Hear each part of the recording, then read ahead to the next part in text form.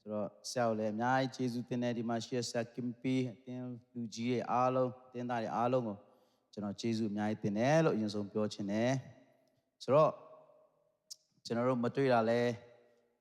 ဆရာမဇုံဆွန်မတွေ့တာလဲကြာပြီဒါပေမဲ့ကျေးဇူးတော်ကြောင့်ဒီနေ့ပြန်ပြီးတော့အတကုံသူဖះကိုချီးမွမ်းခွင့်ရတယ်ဒီလိုမျိုးအတန်ထွက်နိုင်တာဟာလဲဖះရှင်ပြင်ဆင်ပေးလို့ဖះရှင်ပေးတဲ့အတန်နဲ့ပဲဒီဆိုနိုင်တာဖြစ်တယ်ဖះမပေးလို့ရှင်ကျွန်တော်တို့အတန်နဲ့ကျွန်တော်တို့ဘာမှလုပ်နိုင်ခြင်းနဲ့ကျွန်တော်တို့မှမရှိဘူးနာနဲ့ခင်းကိုကြိုးဆိုခွင့်ရတာလဲထိုဖះကြောင့်ဖြစ်တယ်အာမင်ဆိုတော့တခါလေကျွန်တော်တို့ကထင်တတ်တယ်ငါတို့ရဲ့ခွန်အားနဲ့ငါတို့ရဲ့လှုပ်ဆောင်ခြင်းနဲ့ငါတို့တွေသွားလာနေတော့ထင်တတ်ကြပါတယ်ဒါပေမဲ့ကျွန်တော်တို့ဒီခြေတလန်းလေးလမ်းဖုတ်တောင်မှမျက်မှောက်တော့မပါဘူးဆိုကျွန်တော်အစင်မပြေပါဘူးလို့နော်ကျွန်တော်ဒီကနေပြီးတော့ကျွန်တော်ထပ်ပြီးတော့ကျွန်တော်ဖះရှင်ကောင်းမဲ့အကြောင်းကိုမျက်မှောက်တော်အကြောင်းကျွန်တော်ပြောခြင်းတယ်ဆိုတော့ကျွန်တော်ဒီနေ့ဘာရွေးလဲဆိုတော့ကျွန်တော်လူနူအိမ်၌မွေးပြန့်သောနာဒုစီမွေးဆိုပြီးကျွန်တော်ဒီကောင်းစဉ်ကိုကျွန်တော်ရွေးထားတယ်ဆိုတော့ဒီလူနူအိမ်၌မွေးပြန့်သောနာဒုစီမွေးကကျွန်တော်တို့ဒီမာရိရဲ့အကြောင်းကိုကျွန်တော်တို့အများသောအားဖြင့်ဆရာတွေအများကြီးပြောကြတယ်ဒါပေမဲ့သူ့ရဲ့သွားပုံဘာကြောင့်မို့သူဒီစီမွေးကိုသူဘာကြောင့်မို့ရိုက်ခွဲပြီးတော့အဖုံးဖွင့်ရိုက်ခွဲပြီးတော့သခင်ယေရှုရဲ့ခေါင်းသခင်ယေရှုရဲ့ခြေထောက်မှာလိမ့်ပြီးတော့ဘာကြောင့်မို့သူ့စပင်နဲ့တုပ်ရတယ်လဲဆိုရယ်အကြောင်းရင်းကအချက်ကြီးကြီးတွေ့ရင်သူ့ရဲ့ကျေးဇူးတင်တဲ့အကြောင်းဖခင်ပေါ်မှာသူကျေးဇူးရမ်းတင်တဲ့အကြောင်းတွေပြီးတော့ဖခင်ပေါ်မှာသူကျေးဇူးဘလောက်တင်တယ်ဘာကြောင့်တင်တယ်ဆိုတဲ့ဟာတွေကျွန်တော်မြင်တွေ့ရတာဖြစ်တယ်ဆိုတော့ဒီနေ့သူများတွေမပြောဘူးတဲ့အရာလေးတွေကျွန်တော်နည်းနည်းပြောမှာဖြစ်တယ်ဆိုတော့ဖခင်ဖွင့်ပြတာလဲကျွန်တော်ဆရာမဇော်ကကျွန်တော်ပရာတဲ့ဒီဘက်နန်းဘောနော်ဆာမလုပ်ပေးနိုင်မလားဆိုတော့ကေကမန်ဒေးကလေးကကျွန်တော်မနေ့ပိုင်းထားပြီးကျွန်တော်စံစာဖတ်နေချိန်မှာဖခင်ကကျွန်တော်ဒီဥစ္စာနဲ့ဖွင့်ပြထားပြီးသားဖြစ်တယ်ဟာလေလုယာကျွန်တော်လည်းချစ်ချင်းမဟာတကယ်လားတကယ်ကျေးဇူးတင်တယ်လို့ဒါဆိုလည်းဆိုပြီးကျွန်တော်ချစ်ချင်းဒီကောင်းစဉ်ကိုပေးလိုက်တယ်ဒီကျမ်းပိုက်ကိုကျွန်တော်ပေးတယ်ဆိုတော့ဒီကျမ်းပိုက်တွေက3ခုသူကအခန်း3ခုမှာကြည့်ရင်သူကပို့ပြီးတော့ပြည့်ပြည့်စုံစုံတွေ့ရတာဖြစ်တယ်ဆိုတော့မာသဲ26အခန်းငယ်6ကနေ73မာကု14 3ကနေ9ယောဟန်7 1ကနေ9တေချာဖတ်ကြည့်လိုက်မှဒီ3ခုကိုပေါင်းလိုက်မှပဲဒီနာဒုစီမွေးရဲ့အကြောင်းကိုကျွန်တော်တို့ကောင်းကောင်းလေးမြင်ရတာဖြစ်တယ်ဆိုတော့ကျွန်တော်ဒီဥစ္စာကိုဒီနေ့ကျွန်တော်ပြောချင်တယ်ဆိုတော့ဒီနေ့တန်ရှင်တော်ဝိညာဉ်တော်ဖခင်ကသင်တို့ကိုစကားပြောပါစေဝိညာဉ်တော်ကသင်တို့ကိုစကားပြောမယ်သင်တို့ကိုမဆမယ်သင်တို့ကိုနားလည်အောင်ထိုဝိညာဉ်တော်ကပဲလမ်းပြတော်မှာဖြစ်တယ်လို့ကျွန်တော်ဒီကနေပြီးတော့ထိုဝိညာဉ်တော်ဖခင်ကိုကျွန်တော်အရင်ဆုံးဖိတ်ခေါ်ချင်ပါတယ်အာမင်ဆိုတော့ကျွန်တော်မာသဲအခန်းကြီး26အငယ်73မှာကျွန်တော်ဒီလိုပဲကျွန်တော်ကျမ်းပိုက်မှာဖတ်တော့ပဲねကျွန်တော်ဒီလိုပဲပြောသွားမယ်အဓိကချက်လေးတွေကျွန်တော်ဖတ်သွားမယ်ဆိုတော့မာသဲခန်း26ခန်းငယ်6ကနေ73မှာဆိုတော့ကျွန်တော်ဒီညာလေးကိုကျွန်တော်6ကနေ9အထိကျွန်တော်နည်းနည်းတစ်ချက်ဖတ်ချင်တယ်ဆိုတော့ဘေဒနိရွာတွင်ရှေမော်မီရှိသောလူနူဤအိမ်၌ယေရှုရှိတော်မူသည်ဖြစ်၍မိန်းမတစ်ယောက်သည်အဖိုးများစွာထိုက်သောစီမွေးကြောက်ဖြူခွက်တလုံးကိုအထံတော်တို့ယူခဲ့၍စပွဲနားမှလျောင်းတော်မူသောကိုရော၏ခေါင်းပေါ်၌တွန်းလောင်းလေ၏ဟာလေလုယာဖတ်တော်ကျမ်းပိုက်ပေါ်မှာဘုရားရှင်ကောင်းတယ်ဆိုတော့ကျွန်တော်ဒီညမှာဘာတွေ့ရလဲဆိုအနူအိမ်ကိုတွေ့ရတယ်နံပါတ်1နံပါတ်2ကစီမွေးခွဲတာဆိုပြီးတော့အဲ့စီမွေးရဲ့ခွဲလိုက်ခြင်းကိုကျွန်တော်မြင်တွေ့ရတာဖြစ်တယ်ဆိုတော့ကျွန်တော်တို့ဟာအမြဲတမ်းဒီဂျေဇုတော်ကိုချီးမွမ်းတဲ့နေရာမှာကျွန်တော်တို့နှလုံးသားထဲကနေဖြစ်ပေါ်လာတဲ့အရာကိုကျွန်တော် action ဆိုပြီးတော့ကျွန်တော်ပြန်ပြီးပြရတဲ့ချိန်တွေရှိတယ်ဆိုတော့ဖခင်ကိုကျွန်တော်ပြန်ပြတဲ့ခါမှာကျွန်တော်နှလုံးသားထဲမှာကျွန်တော်ဂျေဇုတင်တဲ့အရာမအောင်နိုင်တော့အချိန်မှာကျွန်တော်တစ်ခါလေမှာကျွန်တော်တို့မအောင်နိုင်တော့တယ်မထိန်နိုင်တော့တဲ့ချိန်တွေရှိတယ်အဲ့ချိန်ကျရင်ပောက်ကွဲတတ်တယ်ပြောတတ်တယ်အဲ့လိုပဲမာရိကဒီနေရာမှာဘာတွေ့ရလဲဆိုတော့သူ့ရဲ့ဂျေဇုတင်တဲ့အရာတွေကိုဖခင်ကိုပြတာဖြစ်လက်တွေ့ပြတာဖြစ်တယ်ဆိုတော့ဒီနေရာမှာကျွန်တော်အချက်5ချက်နဲ့ပြောချင်တယ်နံပါတ်1အချက်က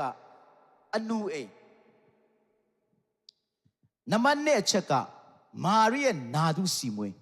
နံပါတ်3အချက်ကတအိမ်လုံးကိုမွေးပြန်တဲ့အရာနံပါတ်4အချက်ကလာဇရုကိုကြည့်ဖို့လာတဲ့သူနံပါတ်5အချက်ကသခင်ကိုရောင်းစားတယ်ဆိုတော့ကျွန်တော်ဒီအချက်တွေကိုဘာကြောင့်ကောက်လဲဒီကျမ်းပိုက်တွေကမာသဲနဲ့မာကုနဲ့ယောဟန်နဲ့ အားလုံးကတစ်ဆက်တည်းဖြစ်တယ်ဒါပေမဲ့သူတို့ရဲ့ရေးပုံရေးနေရမတူဘူးဒါပေမဲ့အားလုံးကိုခြုံကြည့်လိုက်တဲ့အခါမှာအားလုံးကိုဒီလိုမျိုးပေါင်းကြည့်လိုက်တဲ့အခါမှာဘာကြောင့်မို့မာရိကဝမ်းမြောက်တယ်လ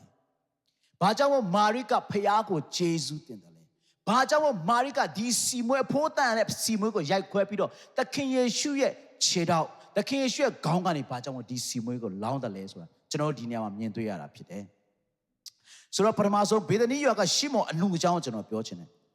ဆိုတော့စကောလာကြီးတွေကသူတို့ဘာပြောလဲဆိုတော့ဒီအနူကားတဲ့ရှီမွန်ကားတဲ့မာရိနဲ့မာသနဲ့လာဇရုတို့ရဲ့သူတို့ရဲ့ family ဖြစ်မယ်ပေါ့နော်သူတို့ရဲ့မိသားစုဝင်ဖြစ်မယ်လို့ပြောတယ်တချို့ကြတော့ဘာပြောလဲဆိုတော့ဒါကသူတို့ရဲ့အဖေဖြစ်တယ်လို့ပြောတယ်ဒါပေမဲ့မာသဲခန်းကြီး၈ကနေပြီးတော့ကျွန်တော်ဖတ်ကြည့်တဲ့အခါမှာမာသဲခန်းကြီး၈မှာယေရှုကတောင်ပေါ်ဒီနားဆင်းလာတဲ့ချိန်မှာဆင်းလာပြီးမှ तू ကအဲ့တောင်အောက်ရောက်တဲ့ခါမှာကိုအဲ့လူတယောက်နဲ့တွေ့တယ်အဲ့လူကဒီလူဖြစ်တယ်ဆိုတော့အဲ့လူကဘာပြောလဲကိုရောကျွန်တော်ကိုအလိုတော်ရှိတယ်ဆိုရင်ကျွန်တော်ရဲ့အနာရောဂါကိုပျောက်စေပါလို့ပြောတဲ့အခါမှာသခင်ယေရှုကငါအလိုရှိတယ်သင်ရဲ့အနာကိုပျောက်ပါစေဟုတ်လားအဲ့လိုပြောလိုက်တဲ့အချိန်မှာသူ့ရဲ့အနူနာကိုပျောက်သွားတာဖြစ်တယ်ဆိုတော့ဒီ family ဒီအတိုင်းဝိုင်းကဒီအနူကမာရိမာသနဲ့လာဇရုတို့ရဲ့အမျိုးဆိုတာကိုသိရတယ်။ဘာကြောင့်လဲဆိုတော့သခင်ယေရှုကအမြဲတမ်းအဲ့အိမ်ကိုလဲတယ်။သခင်ယေရှုကအမြဲတမ်းအဲ့အိမ်ကိုသွားတယ်။သခင်ယေရှုအဲ့အိမ်မှာနေတယ်စားတယ်တောက်တယ်။ဆိုတော့ကျွန်တော်တို့ရဲ့အသက်တာထဲမှာသခင်ယေရှုအမြဲတမ်းလာတော့အိမ်ဖြစ်ဖို့တည်းနဲ့ဘုရားရှင်ကောင်းချီးပေးပါစေ။ဒီနေ့မာရိလာဇရုရဲ့ဆွေမျိုးဖြစ်တဲ့ဒီပေါ့နော်တချို့ကပြောသူတို့အဖေတချို့ကပြောသူတို့ရွှေမျိုးတချို့ကပြောသူတို့ရဲ့အမျိုးတော်တယ်ပေါ့နော်ဆိုတော့ထားပါတော့ဒါပေမဲ့သူတို့တိုင်ထဲမှာနေခဲ့တယ်တစ်ချိန်က तू ကအနူဖြစ်ခဲ့တယ်အနူတယ်ဖြစ်ခဲ့တယ်တစ်ချိန်ကလူတွေရဲ့စွန့်ပစ်ခြင်းကိုခံခဲ့တယ်ဒါပေမဲ့ယေရှုနဲ့တွေ့တဲ့အခါမှာသူ့ရဲ့အနာရောဂါများပျောက်ကင်းပြီးတော့သူ့ရဲ့အနာရောဂါပျောက်ကင်းချိန်မှာ तू ကအိမ်ပြန်ခွင့်ကိုပြန်ရခဲ့တယ်အိမ်ပြန်ခွင့်ပြန်ရပြီးတော့ तू ကအဲ့ဒီအိမ်ကနေပြီးတော့သခင်ယေရှုလာတဲ့အခါမှာသခင်ယေရှုကိုဝင်ခွင့်ပေးတဲ့အခါမှာသခင်ယေရှုကိုသူတို့စီမှာနေခွင့်တဲခွင့်ပေးတဲ့အခါမှာထိုအိမ်ကမွေးပြန့်သွားရနံဖြစ်လာတယ်ဆိုကျွန်တော်ဒီမှာမြင်တွေ့ရတာဖြစ်တယ်အာမင်အာမင်ဆိုတော့မာရိရဲ့အချက်နောက်တစ်ချက်ကဘာကြောင့်လဲဆိုတော့ဘာကြောင့်မို့ तू ကနာဒုစီမွေရိုက်ခွဲရဆိုရာဇလတ်ပြန်ရှင်ပြန်ထမြောက်လာဘာကြောင့်ရာဇလတ်ကပြန်ရှင်ပြန်ထမြောက်လဲ तू တေးတဲ့နေရာမှာပြန်ရှင်ပြန်ထမြောက်လာဘာကြောင့်မို့မာရိကဒီစီမွေကိုရိုက်ခွဲလဲဆိုတော့ဒီအချက်နှစ်ချက်ကိုကျွန်တော်အများကြီးတွေ့ရတယ်တစ်ခုကအနူတစ်ခုကသူ့ရဲ့မောင်တေချင်းဒီတေချင်းတရားကိုရင်ဆိုင်ခဲ့တယ်သူ့ရဲ့အမျိုးဖြစ်တဲ့အနူတယ်ဖြစ်တဲ့ရှေးမုံကလည်းဒီအနူကနေပျောက်တယ်ဆိုတော့သူရဲ့ဂျေဇုတင်တဲ့တရားတွေဂျေဇုတင်ခြင်းနဲ့ဘုရားပေါ်မှာသူဂျေဇုတင်မဲ့စကားတွေအများကြီးသူ့မှာရှိတာဖြစ်တယ်ဆိုတော့ဒီဂျေဇုတင်ကြမအောင်နိုင်တော့ဘူးစိတ်ထဲမှာသူရဲ့စိတ်ထဲမှာမနေနိုင်တော့ဘူးမနေနိုင်တဲ့အခါမှာဒီအဖိုးတန်နဲ့နာသူစီမွေရိုက်ခွဲပြီးတော့သခင်ယေရှုရဲ့ခြေထောက်သခင်ယေရှုရဲ့ခေါင်းသခင်ယေရှုရဲ့ခန္ဓာကိုယ်တစ်ခုလုံးမွေးပြအောင်ဒါတင်မကပဲနဲ့ဒီအိမ်ထဲတစ်ခုလုံးမွေးပြတော့သူကအဲ့ရေမွေးနဲ့သူကရေမွေးကိုခွဲလိုက်တာဖြစ်တယ်ဆိုတော့ကျွန်တော်ရဲ့နှလုံးသားမှာဒီနေ့ကျွန်တော်အဓိကကျွန်တော်ရဲ့ message ကပါလဲဆိုကျွန်တော်တို့ခါသခင်ယေရှုကိုကျွန်တော်ခေါ်တဲ့ခါမှာကျွန်တော်တို့ရဲ့မိသားစုထဲမှာကျွန်တော်တို့ရဲ့အိမ်ထဲမှာကျွန်တော်တို့ရဲ့အတိုင်းဝိုင်းထဲမှာကျွန်တော်တို့လှုပ်တဲ့ထဲမှာကျွန်တော်တို့နေရာတိုင်းမှာထိုယေရှုသာကျွန်တော်ရဲ့နားမှာရှိဆိုတာအမြဲတမ်းမွေးပြန့်နေမှာဖြစ်တယ်ဟာလေလုယာဒါပေမဲ့သင်ရဲ့ယေရှုတင်သက်သောမွေးပြန့်ခြင်းနဲ့ဖြစ်ဖို့လိုတာဖြစ်တယ်အာမင်အာမင်သင်ရဲ့ယေရှုတင်သက်သောအရာသခင်ပေါ်မှာသင်ယေရှုဘလောက်တင်သက်လဲသခင်ပေါ်မှာသင်ဘလောက်ဝမ်းမြောက်လဲသခင်ကိုသင်ယေရှုတင်တဲ့အရာသင်ဘလို့ပြနိုင်တယ်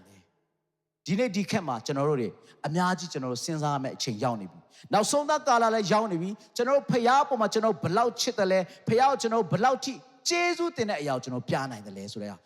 ဒီလကလည်းကျေးဇူးတင်တဲ့လဖြစ်တယ်ကျေးဇူးတင်တဲ့ကျေးဇူးတော်ချီးမွမ်းတဲ့ကာလလည်းဖြစ်တယ်ဆိုတော့ကျွန်တော်ဒီနေ့ဒီကျေးဇူးတင်တဲ့အကြောင်းမာရိရဲ့နှလုံးသားအရင်နဲ့ဖရားကိုကျေးဇူးတင်တဲ့အကြောင်းကိုကျွန်တော်ဒီနေ့ကျွန်တော်ညီကောင်မောင်နှမများနဲ့ကျွန်တော်ခွန်အားယူချင်တာဖြစ်တယ်ဟာလေလုယာဆိုတော့အဲ့နေရာမှာနောက်တစ်ခုကဘာတွေ့ရလဲဆိုတော့တိုင်လုံးမွေးသွားတာတိုင်လုံးမွေးသွားခြင်းကဘာလဲဆိုတော့မာရိကသူတကယ်နဲ့ဆိုသူဒီစီမွေးကိုမရိုက်ခွဲပဲနဲ့သူ့ရဲ့သခင်ကိုကျေးဇူးတင်ပါတယ်လို့ပြောလိုက်ရင်လည်းရတယ်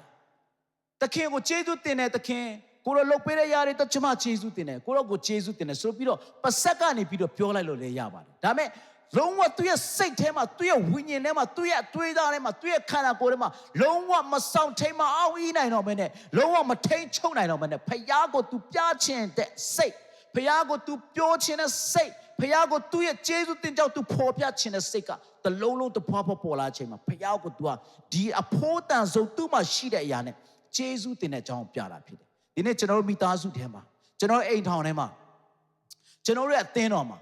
ဒီနေ့ဖခင်ကိုကျွန်တော်ရဲ့နှုတ်နဲ့ကျေးဇူးတင်တော်သူမဟုတ်ဘဲနဲ့နှလုံးသားအရင်ကနေထွက်လာတဲ့အရာနဲ့ကျေးဇူးတင်တတ်တော်သူဖြစ်ဖို့လိုအပ်ပါတယ်ဟာလေလုယာဒါမှသာလျှင်ကျွန်တော်ရဲ့စီကမွေးနေမှာဖြစ်တယ်ဟာလေလုယာဒါမှသာလျှင်ကျွန်တော်ရဲ့အသင်းတော်ကမွေးနေမှာဖြစ်တယ်အာမင်ဒါမှသာလျှင်ကျွန်တော်မိသားစုကမွေးနေမှာဖြစ်တယ်ဟာလေလုယာဒီနှလုံးသားရဲ့မွေးခြင်းအရာဒီနှလုံးသားကထွက်ပေါ်လာတဲ့အရာကအဓိကဖြစ်တာဖြစ်တယ်ဟာလေလုယ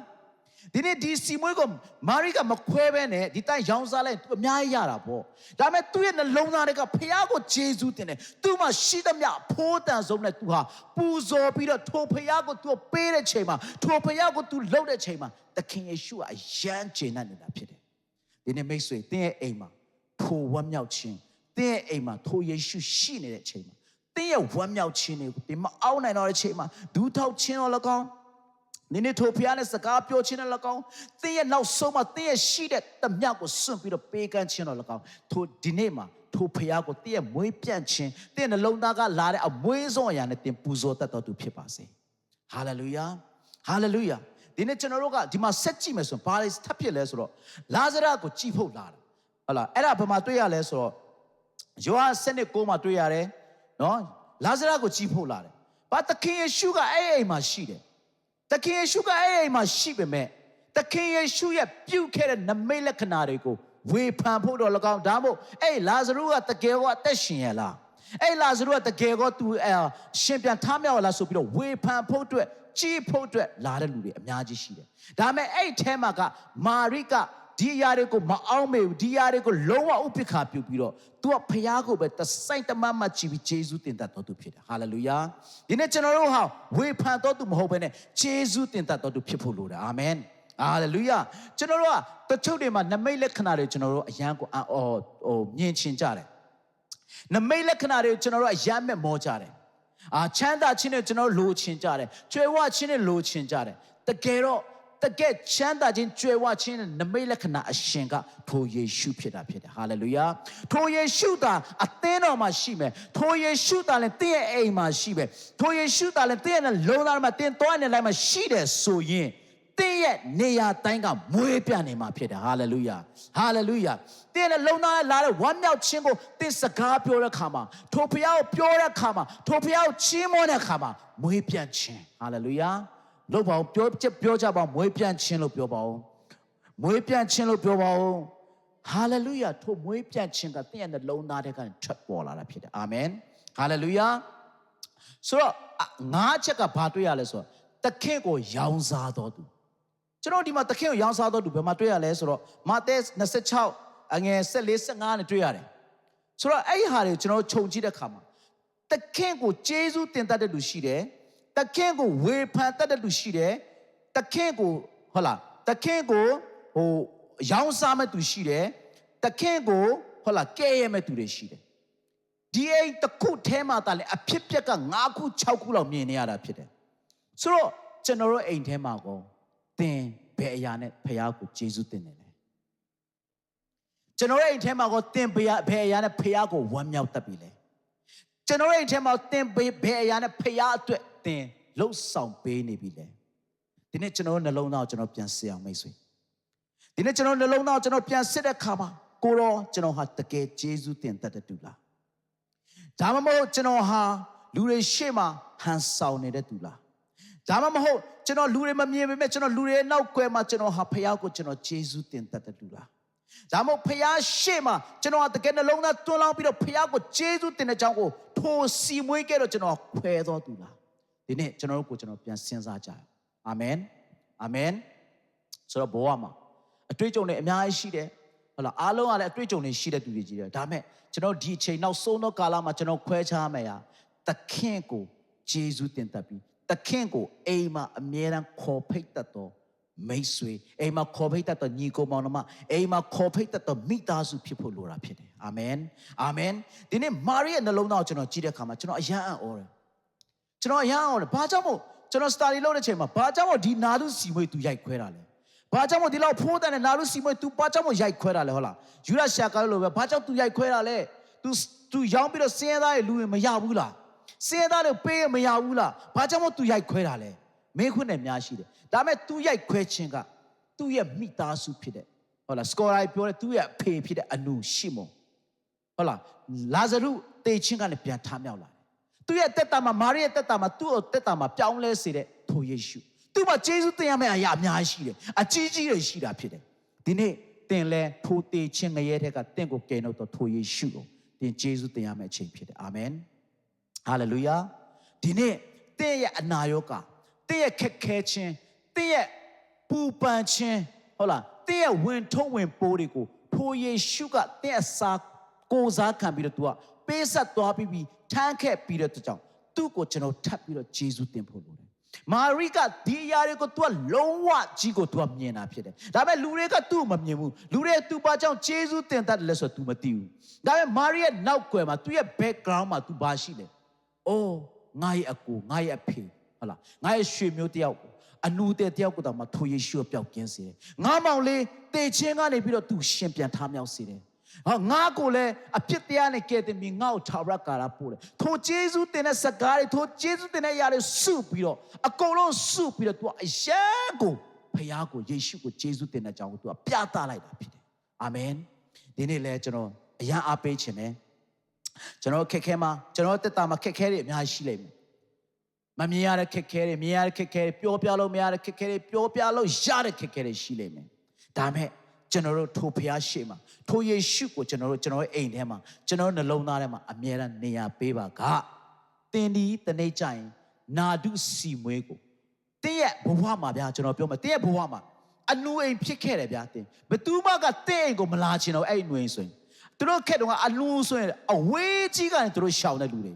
ဒါမဲ့အဲ့နွေအိမ်ကအခုဟာချီးမွမ်းခြင်းအိမ်ဖြစ်လာတယ်အာမင်အမြဲတမ်းအဲ့နွေအိမ်ကသူ့ကိုအမြဲတမ်းသူ့ကိုဝေဖန်သူ့ကိုယွန်ရှာနေတဲ့လူတွေကအခုချိန်မှာသခင်ယေရှုကလာတဲ့ချိန်မှာဒီအိမ်ကနေချီးမွမ်းခြင်းရတယ်စလာတယ်ဒီအိမ်ကနေပဲမွေးပြတ်တဲ့ရနနဲ့တင်းလာတယ်ဒီအိမ်ကနေပြီးတော့နမိတ်လက္ခဏာတွေဖြစ်လာတယ်ဒီအိမ်ကနေပြီးတော့အမျိုးမျိုးသောဖခင်ရဲ့ကောင်းမြတ်ခြင်းတွေကိုကြွေးကြော်သောအိမ်ဖြစ်လာတယ်ဟာလေလုယာဒါတည်းမကသေးဘူးအခုအချိန်ထိကိုထိုစီမွေးအကြောင်းကိုလူတိုင်းကဟောပြောနေရတာဖြစ်တယ်ဟာလေလုယာဘာကြောင့်မို့ဒီအရာတွေကဖြစ်လာတယ်လဲမိတ်ဆွေပြန်စဉ်းစားကြည့်သူ့ရဲ့ယေရှုတင်ခြင်းမာရိရဲ့ယေရှုတင်ခြင်းဒီအနူအိမ်မှာဘာကြောင့်မွေးပြတ်တော့ယန္နာဖြစ်လာဆိုမာရိရဲ့ယေရှုတင်ခြင်းကျွန်တော်စဉ်းစားတဲ့အခါမှာအိုးကိုရော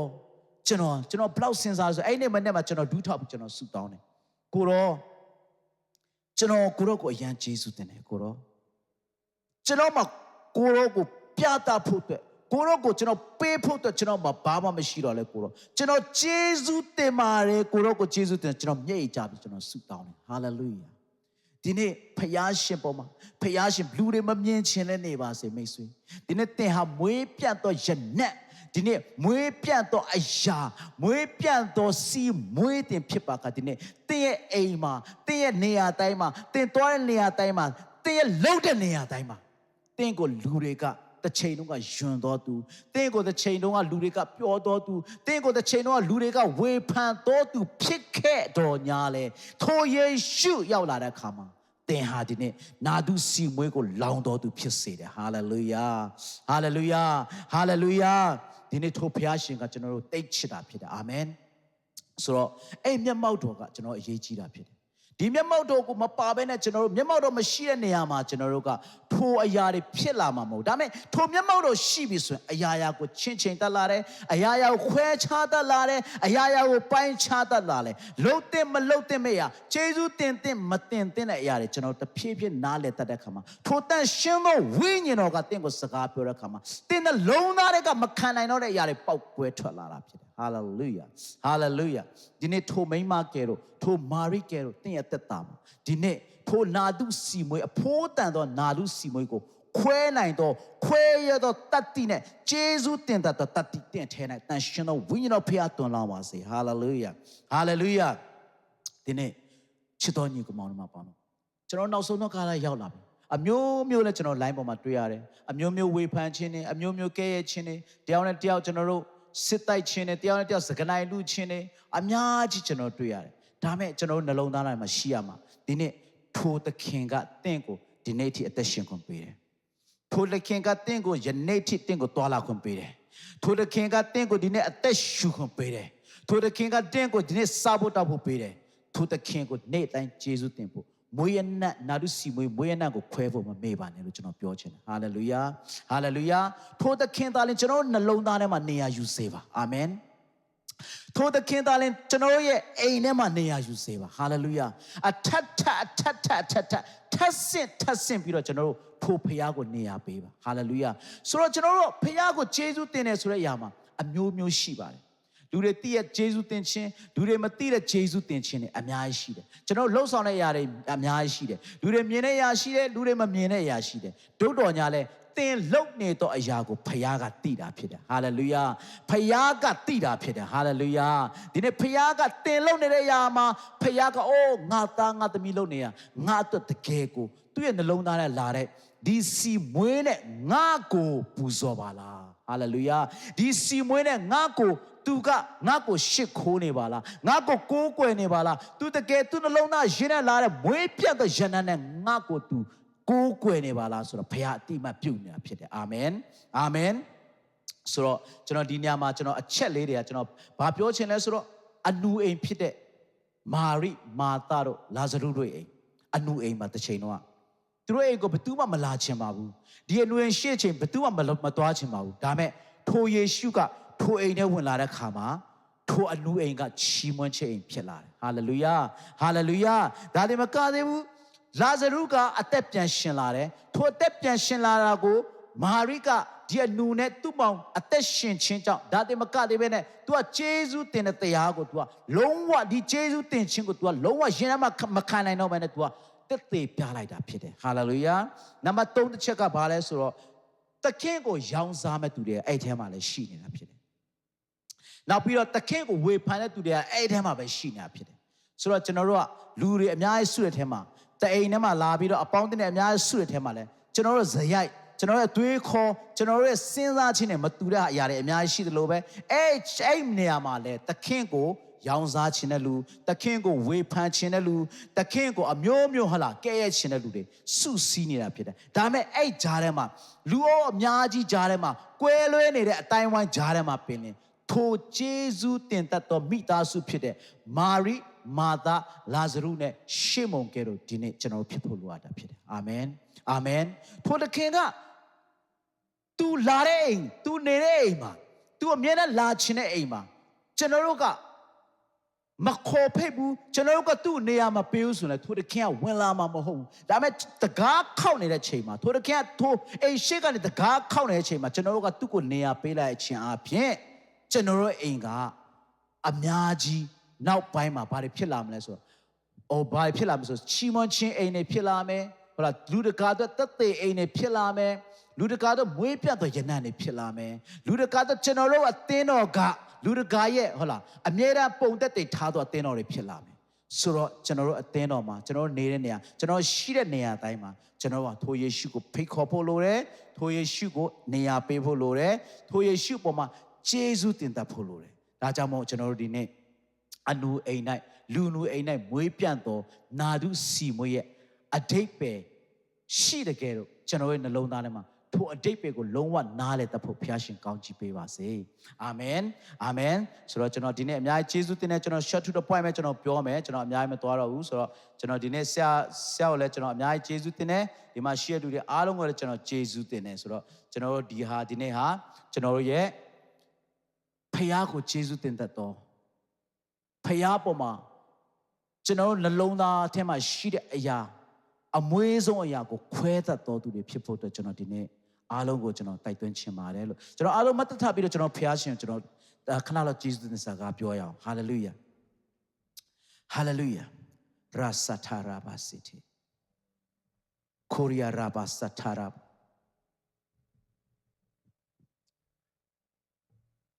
ဟာလေလုယာကျွန်တော်ထိုဖျားရှင်နဲ့ကျွန်တော်ခဏလောက်စကားပြောရအောင်ဒီနေ့တဲ့အပေါ်မှာကိုရောပြုတ်ခဲ့တဲ့အမှုတွေအများကြီးရှိတာဖြစ်တယ်။တဲ့အိမ်ထဲမှာဖျားပြုတ်ခဲ့တဲ့အမှုတွေအများကြီးရှိတာဖြစ်တယ်။ ဒီနေ့မာရိမာသလာဇရုလို့ရှေ့ဘုံတို့အိမ်ထဲမှာအနူတဲရှိတဲ့တေချမ်းနဲ့ပြန်ပြီးတော့ရှင်မြတ်ထားမြောက်စေတဲ့ຢာတွေဖြစ်တဲ့ဒီနေ့မာရိပေါ်မှာဖျားပြုတ်ခဲ့တဲ့အမှုတွေဖေမာရိကဲတော့ဂျေဇုတင်တပ်ဖို့အတွက်ဒီနေ့ကျွန်တော်ခွန်အားပေးတိုက်တွန်းခြင်းတယ်ဒီနေ့တင်းအိမ်တင်းမိသားစုထဲမှာတင်းရဲ့ညီကိုမောင်နှမထဲမှာတင်းရဲ့အပေါင်းအသင်းထဲမှာဒီနေ့မွေးပြန့်သောယဉ်နှံဖြစ်ဖို့အတွက်ဟာလေလုယာတန်ရှင်တော်ဝိညာဉ်တော်စကားပြောပါစေရာဘာစေရီယာရာမခါရာဘာစေကိုရီယာရာမစတီယာရာဘာခါရာမမမမမမမမမကိုတော်ရဲ့မြတ်မောက်တော်ကတော့ဘယ်ရနဲ့မှအစားထိုးမရနိုင်ဘူး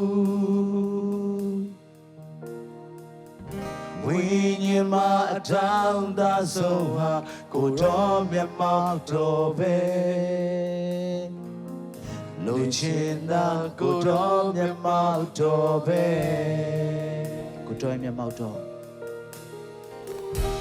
ကိုတော်ရဲ့မြတ်မောက်တော်ကကျွန်တော်အဆွဲဆောင်နေ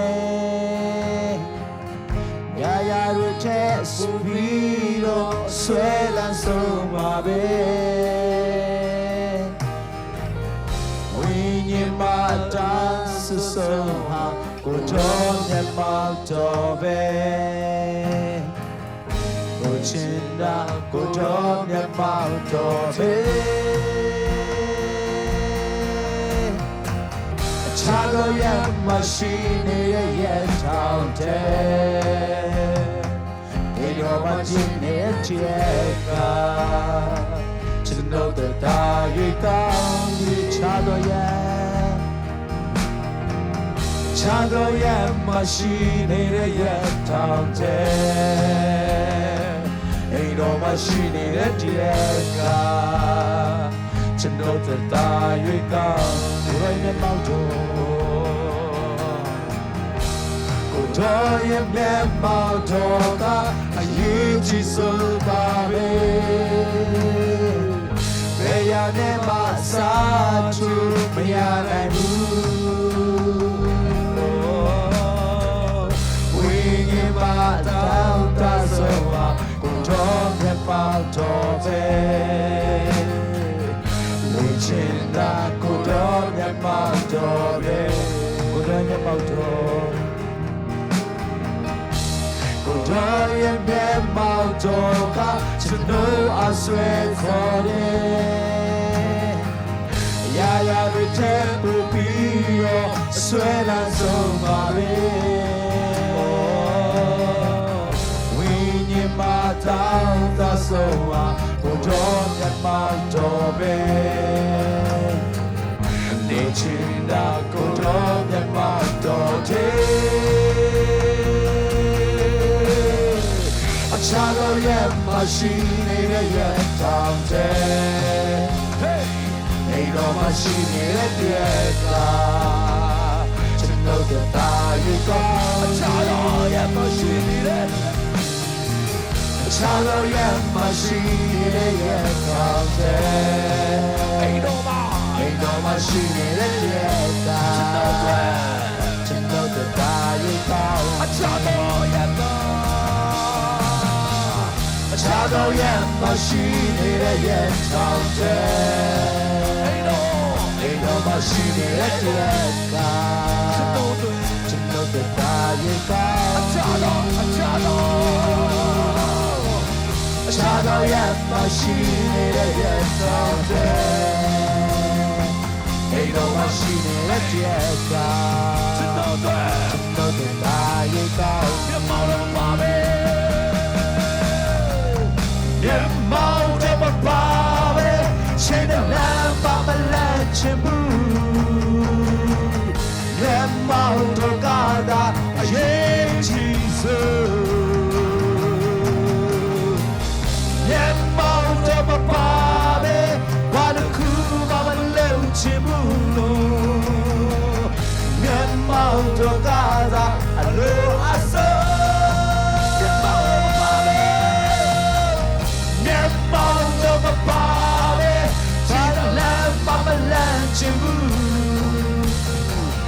Yamau Tokada, a Jesus. Yamau of a body, Yamau of a body, but a cool of a low chibu. Yamau Tokada, a low I say the mountain of a soul. Yamau of a body, Chen lamb of a land chibu. Yamau Tokada, a Jesus. Yamau of a body, but a cool of a low chibu. Yamau Tokada, a low I say. Shadow Yamashine, the Yam there. Ain't no machine at the end. To know the dying Shadow Yamashine, the Yam there. Ain't no machine at the end. To know the Shadow Yamashine, the Yam there. Ain't no machine at the end. To know the dying Shadow Yamashine, the Yam there. Ain't no machine at the end.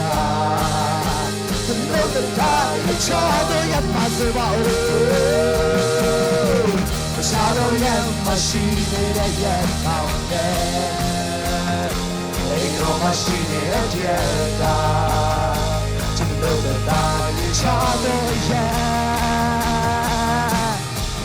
Shadow Yamashine, the Yam there. Ain't no machine at the end. Hey, to know the dying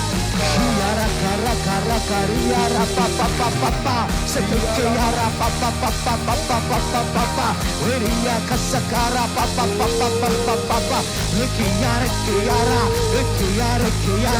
Seki yara ma ma ma ma ma ma ma ma ma ma ma Liki yara ka cha cha cha cha cha cha Yara kara pa pa pa pa pa pa pa Setuke Liki yara ra ra ra ra ra ra ra ra ra ra ra Veriya kara kara kara ka Liki yara pa pa pa pa pa pa pa Setuke yara ma ma ma ma ma ma Liki ya Liki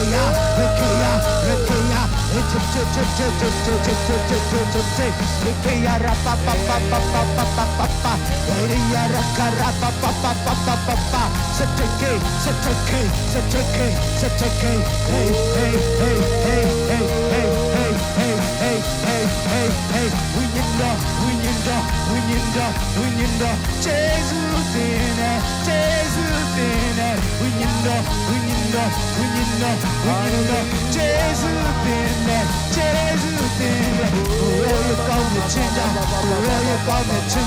Roye高面千丈Roye高面千丈对到现在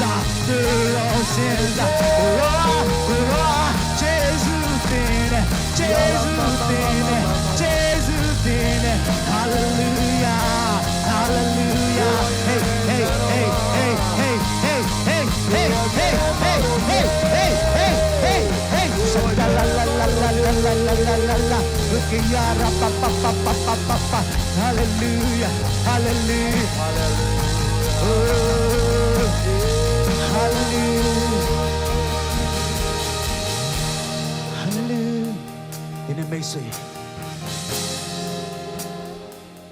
Dini Paya Yeno to Tadami Fide Dini Day night Muyanago a Meda Pisse to Fide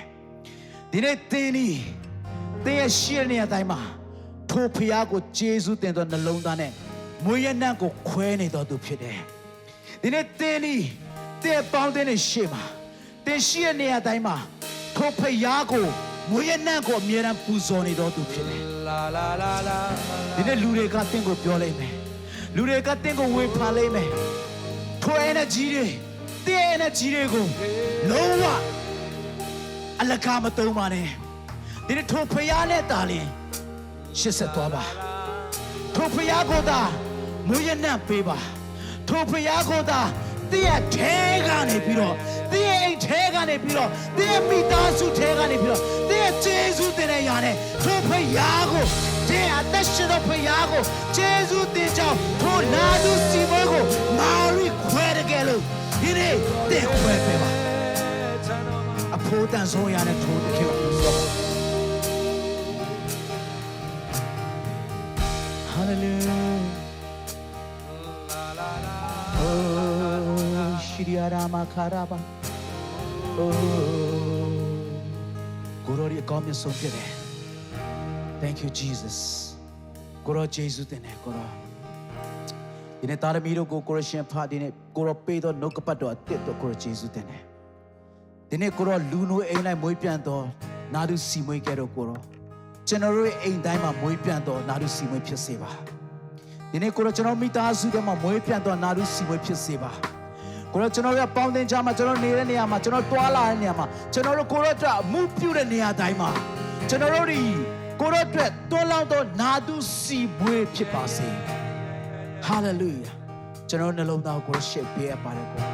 ဒီနေ့တော့ကိုရောယေရှုတင်တယ်ကိုရောခရီးထွက်သွားတော့ကိုရောရှေ့ပါကိုရောတာဆောင်းပြီးတော့လေကိုရောဆူတောင်းပါတယ်ဖာ